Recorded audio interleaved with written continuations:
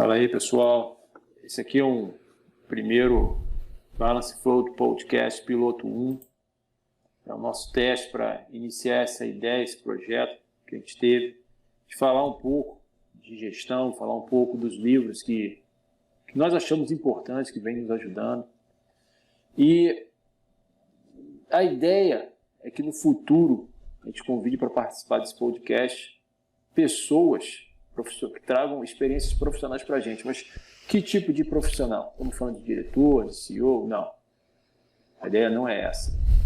A ideia é trazer o médio afegão, como o pessoal fala, o pessoal da operação, o pessoal de média gerência, alta gerência, supervisor, coordenador, qualquer um que tenha alguma experiência que possa trazer para a gente, para agregar, porque hoje nós percebemos que existe um gap muito grande entre o que é falado nos artigos mais atuais, nos livros mais atuais, com a realidade. E é pedido uma dedicação surreal do profissional, de forma que ele perca o equilíbrio, perca o balanço entre a vida profissional, pessoal, religiosa, física, o que for. Então a ideia não é essa, a ideia é voltar para as raízes e a gente conversar um pouco sobre essas experiências, trocar um pouco a ideia sobre essas experiências. Então, como um bom podcast de gestão, mais ou menos isso que a gente quer tentar ser, né, Otávio? É isso aí. Apesar de sermos simplesmente sobreviventes, nada de... Mas a ideia é falar um pouco disso. Já vamos começar aí com uma meta, para deixar todo mundo sabendo qual é a nossa meta. Se é assim que a gente conseguir nossos primeiros 1000 inscritos aí no canal, vou sortear uma camisa aí, nós vamos sortear uma camisa do nosso podcast para esses 1000 inscritos. Então, se inscreve aí no canal, não perde a oportunidade, dá uma força aí pra gente, espero que vocês curtam.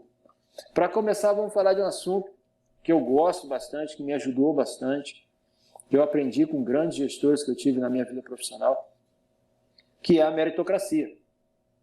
E esse assunto veio quando a gente estava discutindo, porque o último artigo que eu escrevi sobre parte de gestão fabril, eu estava procurando bastante coisa sobre meritocracia, e o que eu encontrei foi um pouco diferente do que eu esperava. Encontrei muitos feedbacks negativos, muitas opiniões negativas e contrárias à meritocracia. E me deixou curioso. Falei, o que está acontecendo? Então, antes de eu falar sobre a minha opinião sobre o assunto, vou ler alguns trechos de alguns artigos, de alguns jornais, para a gente poder discutir. Primeiro é de um jornal da Unicamp, que ele fala o seguinte: a meritocracia como valor universal, fora das condições sociais históricas que marcam a sociedade brasileira, é um mito que serve à reprodução eterna das desigualdades sociais e raciais que caracterizam a nossa sociedade. Portanto, a meritocracia é um mito que precisa ser combatido tanto na teoria quanto na prática. Não existe nada que justifique essa meritocracia darwinista, que é a lei da sobrevivência do mais forte e que promove constantemente a exclusão de setores da sociedade brasileira. Isso não pode continuar. Aí eu fui, vamos procurar mercado, né? Vamos na revista Exame. Na revista Exame eu achei uma matéria que falava o seguinte: a meritocracia existe quando há igualdade de oportunidade. Todas as pessoas da organização devem ser envolvidas na meta de uma empresa mais justa e diversa, pois não dá para falar de meritocracia quando não temos os mesmos acessos e direitos para competir como iguais. Aí eu falei, acho que eu estou com o pensamento errado. Então eu fui para as raízes, revista Pequenas Empresas, Grandes Negócios, e achei a seguinte frase: só poderemos falar de meritocracia quando tivermos oportunidades iguais para todos. Então eu falei, acho que está acontecendo um erro de entendimento do que é meritocracia. Então, antes de a gente falar qualquer coisa, vamos para a definição. Por definição, a meritocracia é um sistema ou modelo de hierarquização e premiação baseado nos méritos pessoais de cada indivíduo. A origem etimológica da palavra meritocracia vem do latim meritum, que significa mérito, unido ao sufixo grego krasia, que quer dizer poder. Aparentemente, que vem parecer, a literatura atual tenta explicar o modelo meritocrático como modelo de justiça social. o que não é. Então, eu comecei a perceber que existe uma força externa querendo impor uma ideia da meritocracia de algo que ela não é. A meritocracia é simplesmente banana com banana, maçã com banana. Ou maçã com maçã. Você compara soldador com soldador, administrativo com administrativo, operador com operador, gerente com gerente. Ou seja, ambos passaram por qualificações para estarem naquela posição e vão desenvolver um determinado trabalho. E aí, isso foi engraçado porque me lembrou algo que aconteceu comigo que eu gostaria de compartilhar, Otávio. E eu queria a sua opinião. Quando eu estava no meu primeiro emprego como engenheiro, e após ler alguns livros que marcaram a minha vida no começo, um deles foi A Meta, é um excelente livro que eu recomendo para qualquer um. O outro livro foi Pai Rico, Pai Pobre, é um outro livro também que influenciou bastante. Eu decidi que ia direcionar minha carreira, fiz meu plano aí de 10, 15 anos, falei, não, em 10, 15 anos eu quero ser um gerente de manufatura, um gerente industrial sênior ou um diretor. Na verdade, eu não gostava muito da ideia de diretor, porque quando você lê A Meta, você tem a ideia de que para você alcançar esses altos cargos de gestão executiva, você tem que abrir muito mão da família, né? Muito mão da sua vida pessoal, tem que ser uma dedicação sobre-humana para a empresa. Então eu falei, não, cara, se eu chegar a uma multinacional, aí, uma empresa internacional, que eu possa ser reconhecido como um gestor de ponta, esse é o meu objetivo. Então o que eu fiz? Porque o livro, principalmente do Pai Rico, Pai Pobre, ele fala muito sobre isso. Procurei as referências que eu tinha naquela época para conversar. Fui conversar com o diretor industrial da fábrica que eu trabalhava. Fui falar com ele. Apresentei, falei, ele me conhecia. Já falei, cara, meu sonho, objetivo profissional é ser você está na sua posição no futuro, numa mega empresa, uma multinacional, nessa sua posição. Cara, a resposta dele assim, me surpreendeu no primeiro momento, porque ele falou assim, cara, esquece isso não é para você, não acho que está alinhado com o seu perfil, é uma posição para poucos, não existe essa posição para todo mundo, é um grupo muito específico, blá, blá, blá, blá.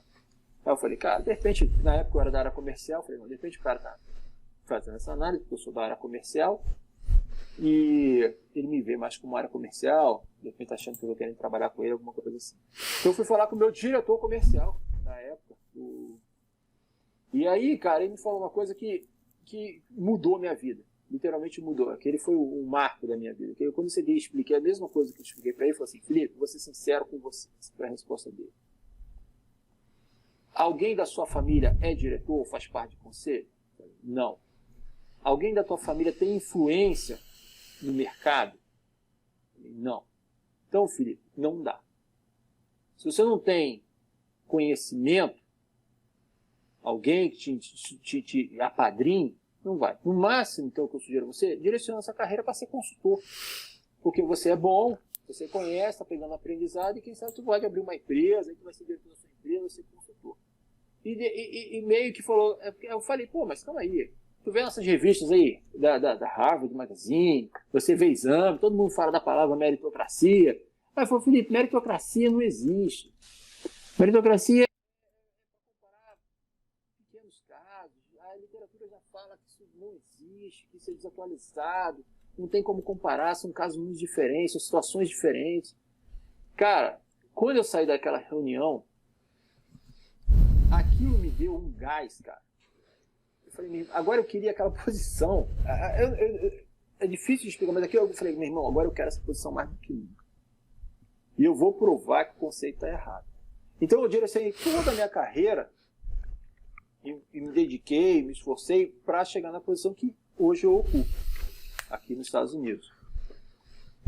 E é isso mais ou menos, cara, que eu queria falar para vocês. Eu acho que existe uma ideia de que as pessoas querem que a ideia de meritocracia não cresça. Eles não querem que quem não faz parte do grupo não cresça. Eles querem que continue no máximo ali numa alta gestão. Se o cara cresce muito, abre uma empresa, vira consultor para me dar ajuda. E é engraçado que eu tive esse caso aqui. Quando eu estava gerenciando uma fábrica e ela estava para ser vendida, eu recebi uma oferta de um dos diretores que ia comprar algumas fábricas e falou o seguinte, Felipe, eu vou abrir algumas fábricas, queria que tu viesse comigo. Eu falei, pô, beleza. Qual fábrica tu vai querer que eu tome conta? Não. eu não quero você como gerente e diretor, eu quero você como consultor. Eu vou colocar uns familiares, vou colocar algumas pessoas que eu devo favores para estar comprando essas fábricas. Eu quero que você ensine eles a gerenciar essas fábricas. Eu neguei, fui para outra empresa, na verdade, segui com o grupo que comprou e estou nele até hoje. Então,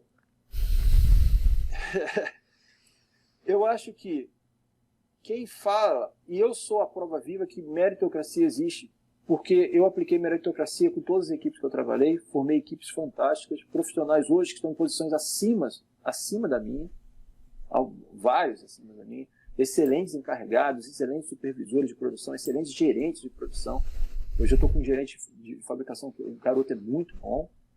Então eu acho que a ideia de quem fala mal da meritocracia, ele se encaixa em dois grupos. Ou ele não quer que você cresça, ele está com medo de você crescer na estrutura, ou é aquele cara que perde mais tempo reclamando dos outros do que comemorando sua vitória. E, minha opinião, Otávio, gostando ou não, a vida é meritocrática. Concorda comigo? Totalmente. Não tem como fugir. Totalmente. Né? Totalmente. Eu não concordo com essas definições de meritocracia que foram colocadas nos artigos que você leu. De fato, eu vou mais longe. Na minha visão, a meritocracia é a força motriz do desenvolvimento da sociedade, da prosperidade, do capitalismo. Porque meritocracia é tudo. Meritocracia é de onde você tira o estímulo para trabalhar, para se desenvolver, sabendo que se você se dedicar mais que os outros, a sua probabilidade de lograr êxito é maior. A gente sabe que existem questões políticas, existem outras variáveis que vão influenciar mais ou menos no fato de você ter êxito na vida ou não, mas é óbvio que se você trabalhar, estudar, se dedicar, se privar no presente em prol de um futuro melhor, se preparar, poupar dinheiro, estudar, é óbvio que se você colocar mais esforço nas coisas, independente das outras variáveis, você aumenta a sua probabilidade de lograr êxito na vida, em todos os aspectos.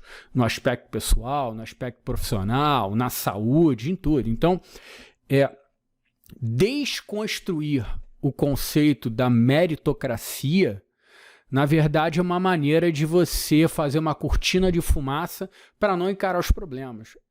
As pessoas são diferentes. A sociedade é heterogênea. Claro que a gente vai discutir aqui também aspectos sociais, históricos e tudo mais, mas as pessoas são essencialmente diferentes. Sempre uma pessoa vai se esforçar mais, se dedicar mais do que a outra em determinados assuntos e o contrário em outros. Então, a meritocracia está aí para justamente diferenciar. Deixa eu dar um exemplo aqui. Imagina uma multinacional que vai fazer um programa de trainee. Tipicamente um programa de trainee, você tem 5.000 inscritos, 10.000 inscritos e no final das contas ela vai e seleciona 30, 40 trainees, né? Então a gente pode dividir em dois grupos aqui. Esses 30 trainees que entraram, eles estão na mesma base. E aí, quando a gente fala em meritocracia, a gente tem que já começar a normalizar as coisas. Eles estão na mesma base. Eles estão no mesmo ambiente empresarial, vão ter acesso aos mesmos recursos, à mesma infraestrutura, estão trabalhando sob a mesma filosofia. Então, não há de se falar nesse exemplo, nesse contexto de não, eles têm condições desiguais, então não dá para comparar, meu amigo. Estão todos iguais ali, eles passaram num filtro gigantesco e vai sim prevalecer a meritocracia. A meritocracia não só contempla aspectos técnicos, de conhecimento técnico, mas aspectos sociais, políticos, capacidade de construir relacionamento dentro da corporação, de apresentar suas ideias, uma série de fatores. Então, meritocracia é isso tudo, é o conjunto da obra. Você dizer que alguém que conseguiu reunir todas essas características e conseguiu ascender numa corporação, né? E o outro não, o outro vai dizer, não, porque na verdade meritocracia não existe, eu fui injustiçado, etc. tem que pensar fora da caixa, tem que fazer uma autocrítica, né? Porque é mais fácil para o ser humano dizer o seguinte: ah, não, fui injustiçado, a avaliação foi feita de maneira inadequada, é politicagem e por isso que eu não subi. Não, eu acho que tem que ser feita uma autocrítica e diversas outras variáveis, além do aspecto técnico, têm que ser observadas, né? Agora, alguém pode questionar, daqueles 5.000 candidatos, 30 entraram. E os outros, desses 5.000, provavelmente havia gente humilde, havia gente que não teve acesso a um sistema educacional bom, que não estudou em escola particular, que não viajou para o exterior para estudar inglês, que não fala 2, 3 idiomas. É óbvio que sim. É óbvio que sim. E aí, tudo bem, você dentro de um processo seletivo para trainee, um processo violentíssimo, um funil muito pesado, tudo bem, eu concordo que nesse tipo de situação, alguém que cresceu em classe média alta, estudando nas melhores escolas, foi para o exterior, fala inglês, fala espanhol, fala até uma quarta língua, parte na frente de quem não teve essa oportunidade. Agora, isso também não é desculpa para não correr atrás, né? Eu e você, Filipão, viemos de família humilde, né? Passamos para a escola técnica, para o Cefet Química, depois passamos para a universidade pública, estudamos juntos em universidade pública e corremos atrás, trabalhava à tarde, a gente virava à noite estudando. Então, assim, existem aspectos que geram alguma diferenciação? Sim, mas galera, dá para correr atrás. Eu corri atrás, Filipão correu atrás. Você pega a gente estudou na UERJ, né? 90% da nossa turma de engenharia química era todo mundo que morava na Baixada, meu amigo, que correu atrás mesmo, era o pessoal hard working total. Então, assim, eu tive muitos exemplos nos meus amigos da faculdade de que dá sim para correr atrás, mas tem que ter esforço, não é fácil. Então, você simplesmente simplificar e dizer que meritocracia não funciona e você se colocar como vítima, a gente não vai a lugar nenhum. Claro que existe um aspecto social, o país é heterogêneo, existem pessoas que não têm oportunidade, tudo isso. Mas pegar esse problema e utilizá-lo como base para desconstruir o conceito de meritocracia, aí é demais. Porque a meritocracia é a força motriz da prosperidade. Não tem como, você tem que saber no seu âmago, no seu eu, que se você trabalhar, se dedicar, você vai lograr êxito. Isso é verdade. A gente vê no dia a dia.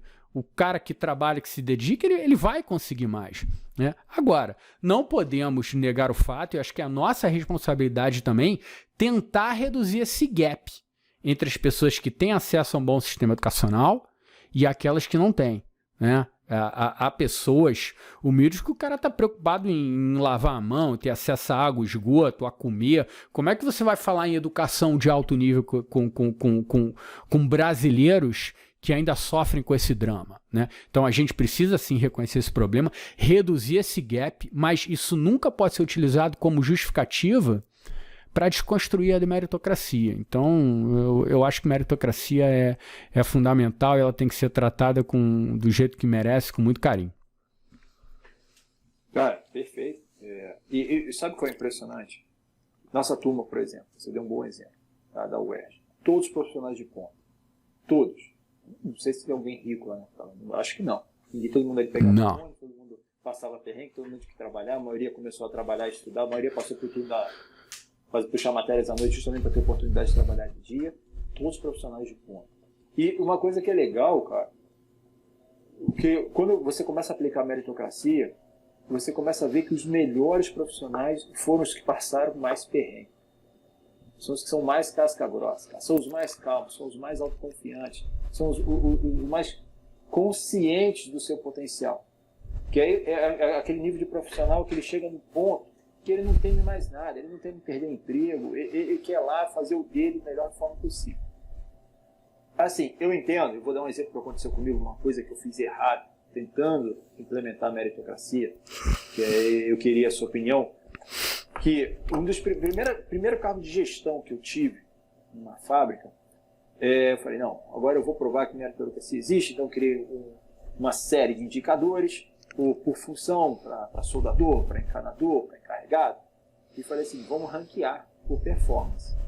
Porque o grande problema da performance fabril, que todo mundo fala, não, vamos meter um robô, vamos fazer a indústria 4.0, vamos automatizar sistema, mas não tem como fazer isso. Eu falo porque minha fábrica hoje é 90% automatizada, não tem papel nenhum lá, é tudo por iPad, por telefone. Cara, são as pessoas. Então, qual é o grande problema quando não se tem meritocracia? É você ter um cara que tem um potencial tremendo, trabalhando do lado de um profissional que não quer estar ali. O que acontece? No final do mês, os dois vão receber o mesmo salário, tendo a mesma posição. E o que não trabalhou, o que faltou, o que enrolou, o que se escondia no banheiro para mexer no Facebook, ele chega para o cara que está todo sujo, arrebentado, e fala, aí, meu irmão, para que isso? Você se matando, trabalhando, olha eu aqui, ó, arrumado, mesma coisa. Então, quando eu criei esse ranking, e comecei a ranquear, falei, cara, vamos lá, vamos ranquear os melhores, não vamos mostrar os piores, vamos trabalhar com os... Porque é a filosofia 80-20. Eu pegar, na verdade, é 20, 60, 20. Os 20 melhores, a gente dava um lugar de destaque, os 20 piores, a gente botava para reciclagem. E, se não fosse aperfeiçoando, começava com advertência verbal, advertência formal, advertência com suspensão, demissão. Só que no começo, como era só o nome, o cara falando, a piada continuou. Então começou a ter um problema muito grande, porque o profissional, aí, ó, é só para ter nome no quadro, tá se sujando todo, se matando só para ter nome no quadro. Não precisa disso não. Dinheiro, o que me importa é dinheiro no bolso. E isso foi criando um mal-estar e a produtividade automaticamente começou a cair. Foi aí que eu, pensando com meus encarregados, e eu tive um time de encarregados no Brasil sensacional, principalmente na fábrica de expulso, a gente chegou com, não, temos que começar a premiar. A gente não pode esperar a empresa premiar. Então, individualmente, eu ia numa loja de ferramentas, comprava uma caixa de ferramentas e dava uma caixa de ferramentas lá para o funcionário, para os melhores. E para os piores, a gente começou a dar advertência. Depois de 6 meses, a produtividade triplicou. O time reduziu. Os que ficaram eram realmente top de linha. Todos eles são excelentes profissionais. O grupo final que estava ali comigo, encarregado de qualidade, de solda, de caldeiraria, os caras eram muito bons. Acho que foi o melhor time, como time. Acho que foi o melhor time que eu já trabalhei. Eu tenho excelentes times aqui, mas esse do Brasil foi muito bom. E é isso. Então não adianta também só... A meritocracia, ela não é responsabilidade da empresa. Ela tem que partir do gerente, do supervisor. Se você tem um estagiário, é sua responsabilidade ser meritocrático. Fala, meu amigo, bom trabalho. Você não está fazendo um bom trabalho? Parceiro, senta aqui, vamos conversar. Ó, não é isso que eu quero isso, isso e isso. Também não adianta punir sem dar explicação. Todo mundo gosta de falar pelo Twitter. Mas ninguém gosta de falar cara a cara. Tem que voltar. Gestor é isso. Tá cara a cara. Ir lá no chão de fábrica. Entender o que está acontecendo. É passar mais tempo caminhando do que sentado no escritório mandando e-mail. Eu acho que é isso, né, Otávio? É isso mesmo, e ouvindo a tua história, isso me fez lembrar rapidamente do conceito de cultura organizacional, de valores éticos, porque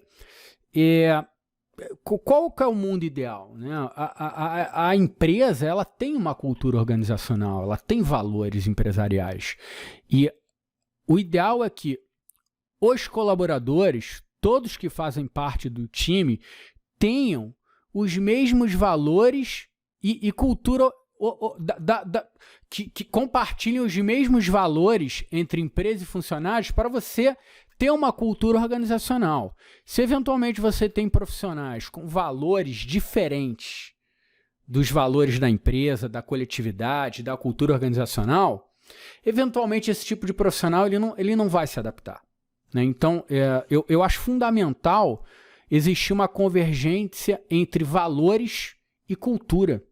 Porque algumas empresas podem ter uma cultura e valores diferentes dos seus. Eu não estou dizendo que um está certo ou está errado, são apenas valores diferentes que não dão match. Então, esse exemplo que você deu de profissionais mais galgados, profissionais voltados para a meritocracia, profissionais que dão sangue, que vestem a camisa, naturalmente, quando você começou a dar advertências, a gente não está dizendo que tem que punir, não é isso, mas quando você consegue premiar aqueles que se dedicam, aqueles que compartilham os mesmos valores, isso faz absolutamente toda a diferença. Né? E um outro conceito, então para concluir, né, você ter uma cultura organizacional, valores empresariais que são convergentes com os valores de cada um dos colaboradores, isso faz toda a diferença. Tá? E outra questão é do conceito do erro honesto. Você tem o erro honesto e o erro desonesto. Uma coisa é o cara que está tentando acertar, tá ali, dedicado, errou. Pô, o cara errou? Pô, mas foi um erro honesto? Ótima oportunidade de melhoria. Pô, o cara tá lá, tentou fazer certo, errou, vamos dar um treinamento, vamos orientar, e ele vai evoluindo, vai crescendo. Agora, tem o erro que não é o erro honesto, né? É o malandro, é o cara que quer se dar bem, é o que joga carga de trabalho em cima do outro, é um cara que não compartilha com os mesmos valores. Então, o erro desonesto, na minha opinião, tem que ser punido. Tem que ser punido, porque aí é malandragem. E malandragem não pode ser admitido. Porque quando você não pune a malandragem, você está punindo aquele que é sério, aquele que é dedicado. Então, cultura organizacional e o conceito de erro honesto. Então, como é que você trabalha nisso sem utilizar esses conceitos indiretamente? Por meio da meritocracia. A partir do momento que você aplica a meritocracia, você já passa esses filtros automaticamente. Então você está operando o conceito de erro honesto e erro desonesto sem mesmo perceber, pelo simples fato de você invocar o conceito de meritocracia. Excelente, cara. E muito importante, para a meritocracia funcionar, ela precisa de indicadores e uma regra clara, que todo mundo entenda. Porque o grande problema é, eu vou implementar a meritocracia, mas aí a regra não é clara. Porque um dos problemas que eu tive implementando a meritocracia, e eu vi isso no livro Vai e Vença, do Paulo Storani, que é um bom livro, recomendo para todo mundo, para você montar um time campeão, é um time campeão. Felipe, você teve que demitir sobrinho de vice-presidente da tua empresa? Tive. Teve que demitir namorada de diretor? Tive. Filho de diretor? Tive. Como é que ficou a tua situação na empresa? Horrível. Por que eles não te mandaram embora? Porque eu dava muito dinheiro. É simples assim. Agora, a vantagem da meritocracia é quando ela começa a rodar, tanto no Brasil como nos Estados Unidos eu vi isso. A ferramenta começa a rodar, todo mundo começa a entender quem são os melhores, quem são as referências. O grupo, ele fica seleto. Ele não precisa mais do gestor para criar o grupo. Ele se autogerencia. Então, uma coisa que era engraçada, tanto no Brasil como nos Estados Unidos, quando começava um ponteador lá, um ajudante. O moleque começava a pontear e a qualidade da solda ele começava. Os soldadores já chegavam para mim, pô, esse moleque aí, bota ele para fazer um teste. O moleque aí tem potencial.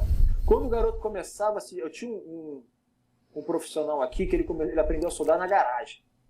Ele comprou uma máquina de solda no ferro velho, consertou e soldava, treinava a solda todo dia na garagem dele. O moleque ficou bichão, mano. O cara era muito bom. Ele nunca me pediu um aumento. Quem pediu aumento para ele, nem o encarregado, era a própria equipe de solda. O cara se reunia, chegava para o encarregado, vinha falar comigo, falava, meu irmão, esse moleque, olha o número dele. Olha a qualidade da solda desse garoto. Ele não é mais júnior, ele não é mais soldador 1, ele já é soldador 2. Falta um pouco para ser soldador 3. Então, eles mesmos já começam a entender como funciona o processo. Quando aparece passou na prova de solda, passou na prova de encanador, ou de caldeireiro, e começou a montar não tem, eles mesmos já começam a cortar. Tá na hora do papel. Aqui só de fazer, o papel. Tá precisando do papel. Para ver se o garoto acorda e começa. Vai para a escolinha, volta a treinar.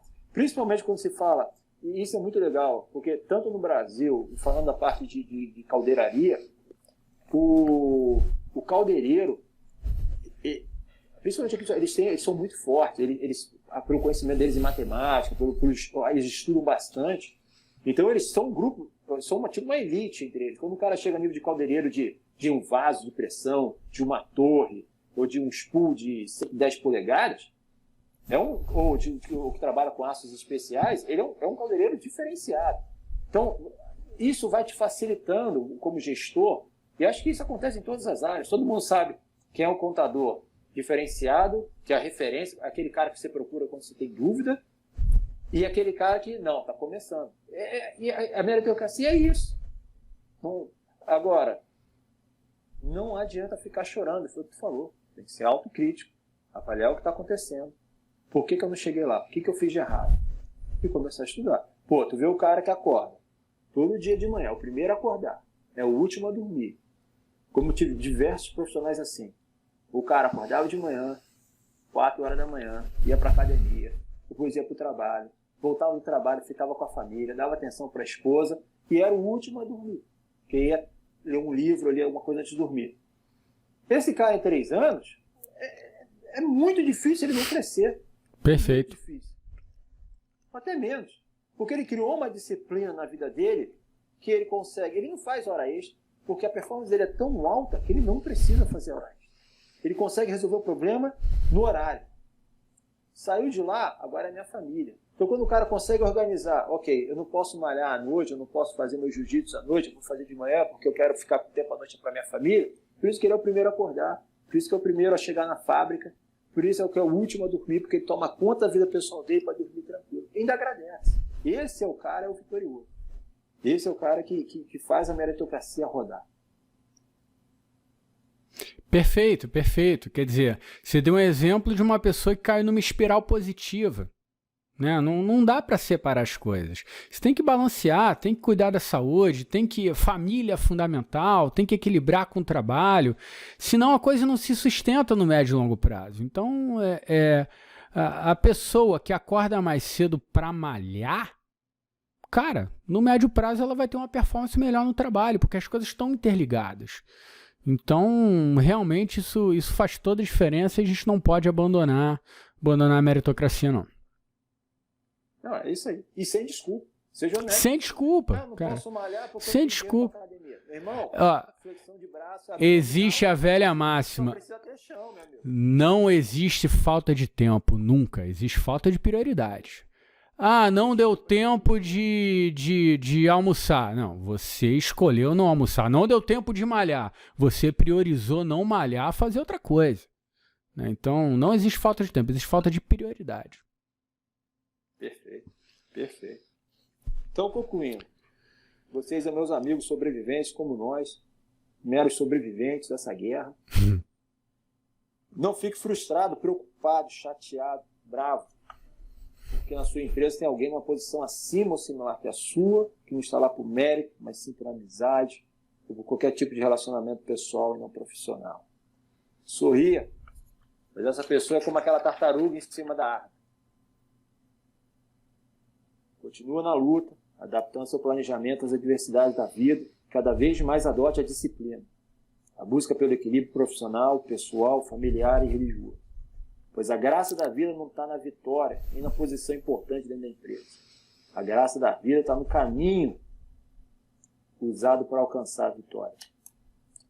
Está nas cicatrizes de guerra, no seu caminho pelo deserto, elas que deixam memórias que sustentarão para adversidades futuras ainda maiores. Não desista. Siga dentro do caminho. Siga dentro da disciplina, encontre seu balance. É o que a gente fala, a ideia do podcast é essa, balance flow. Encontre seu ponto de equilíbrio, encontre seu balance flow e continue seguindo o caminho. Certo, meu Otávio? Fantástico, e vamos em frente sempre com motivação, com amor, e vamos em frente. Meu amigo, já temos o primeiro podcast, mas já temos uma pergunta. Boa, vamos lá. Recebi essa pergunta aí pelo LinkedIn, um profissional recém-formado em engenharia química. Ele falou o seguinte: Senhor Felipe, eu vi no LinkedIn e encontrei seu perfil no LinkedIn e gostaria que você me desse algumas sugestões sobre como procurar emprego. Eu vi que você está na posição de gerente de manufatura, mas você é um formado em engenharia química. Qual é o seu conselho em como aplicar para posições com nomes diferentes da sua formação? Obrigado, Beth. E aí, Otávio? No primeiro momento, eu achei que ele está querendo um atalho. Esse cara deu um migué, eu quero aprender como é que é o migué que ele deu. Essa foi a primeira sensação que eu tive. Eu posso estar errado. O que você achou aí? Bom, eu acho o seguinte, eu posso até contar a minha história, né? Eu acho muito saudável todo mundo, um jovem profissional, começar trabalhando sim na sua área de atuação. Também sou engenheiro químico.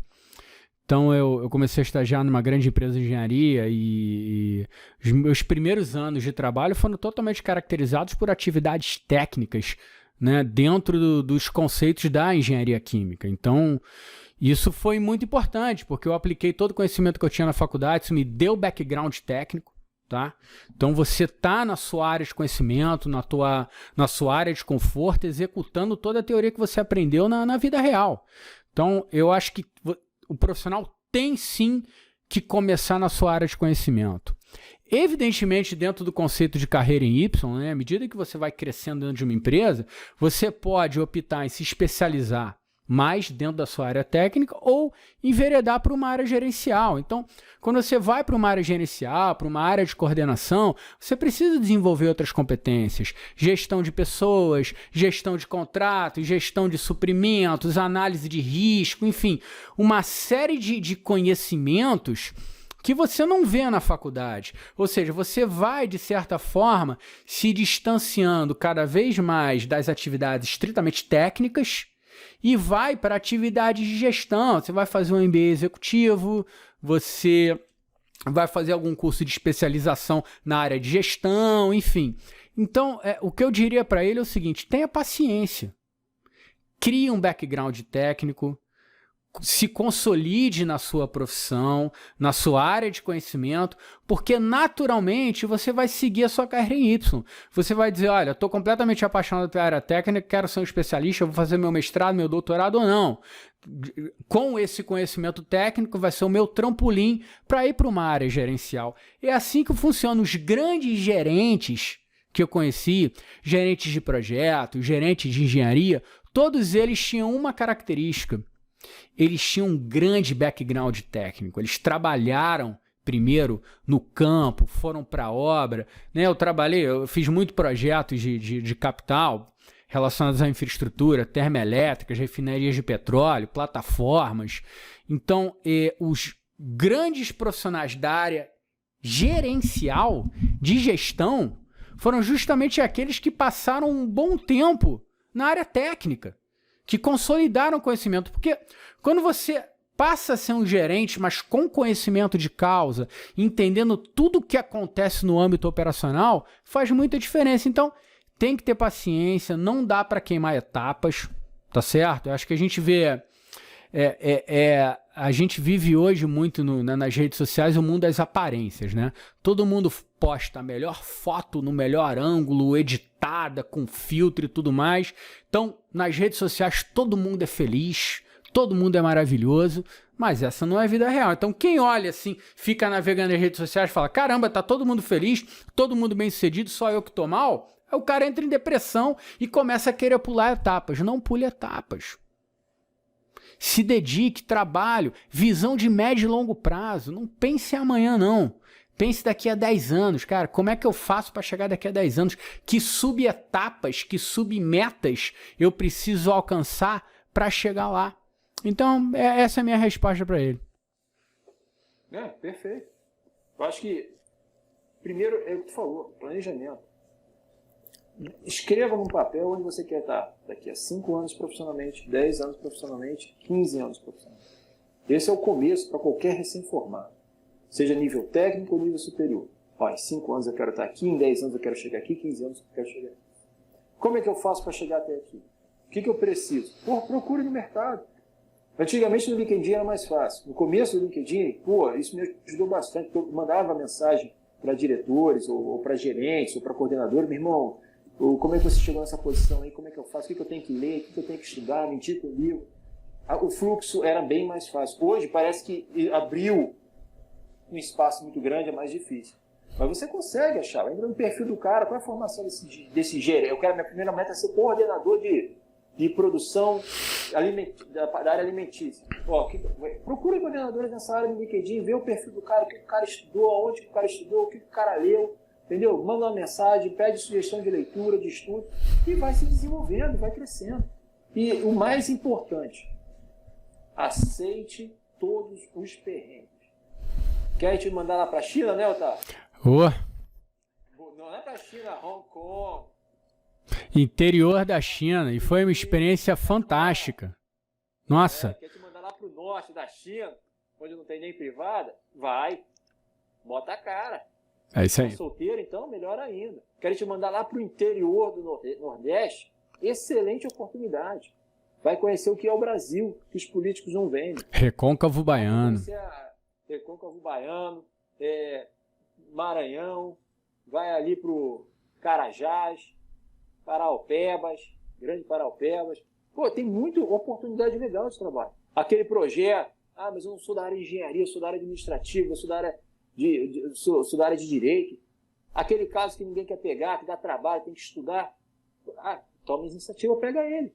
É o que te vai fazer sofrer? Ele pode te queimar? Pode. Meu irmão, você vai tirar lições dali que vão te fortalecer para onde você quer chegar. É que eu falo.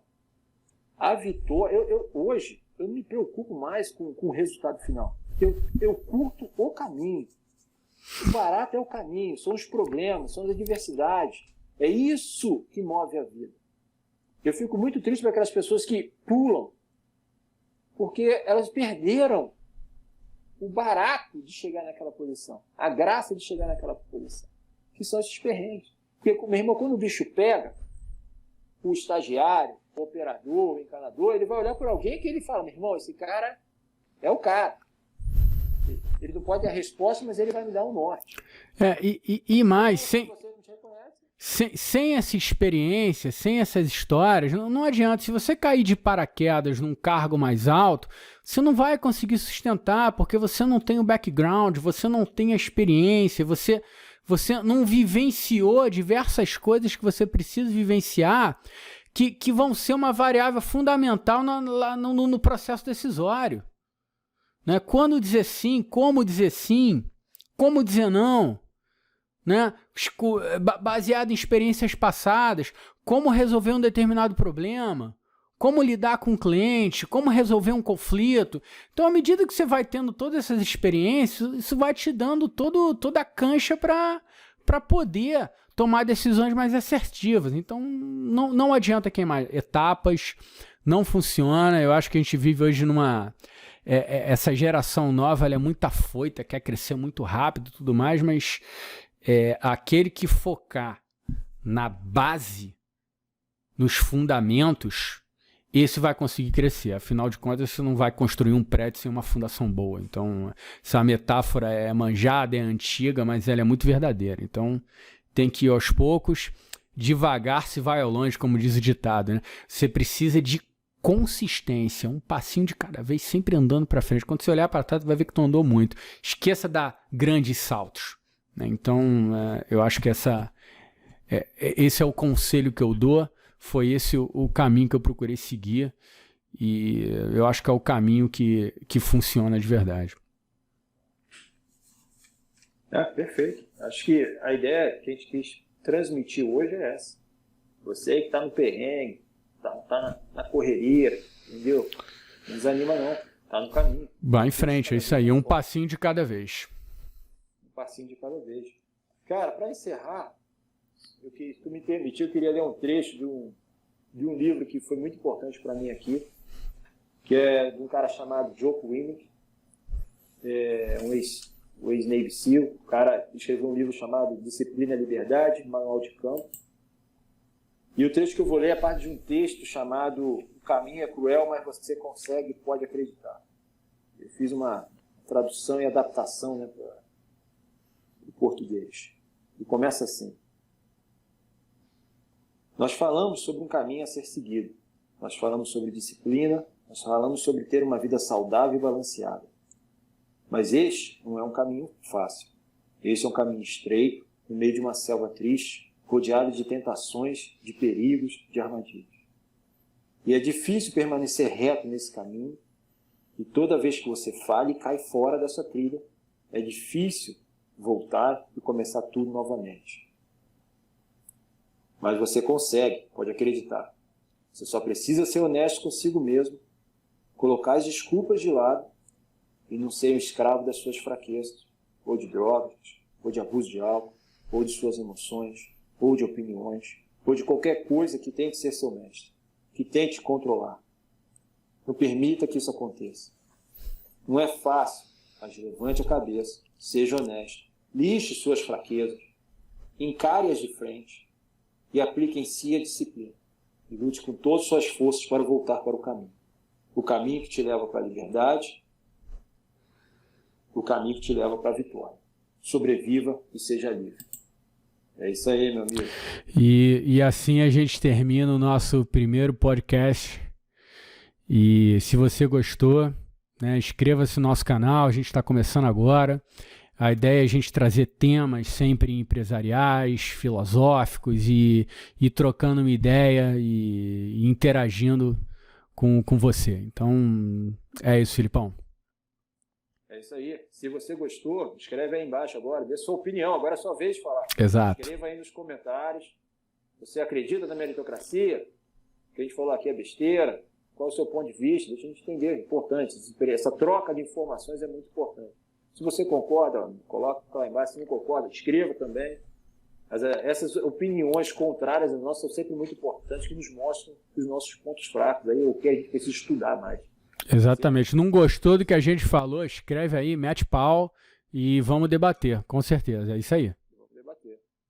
Então, toca o sininho aí de baixo, bota para seguir a gente, seguindo a 1000 seguidores, uma camisa aí para você. A gente vai sortear uma camisa para um inscrito, dos 1000 inscritos aí.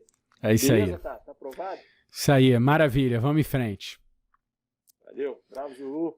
Grande abraço, pessoal. Valeu.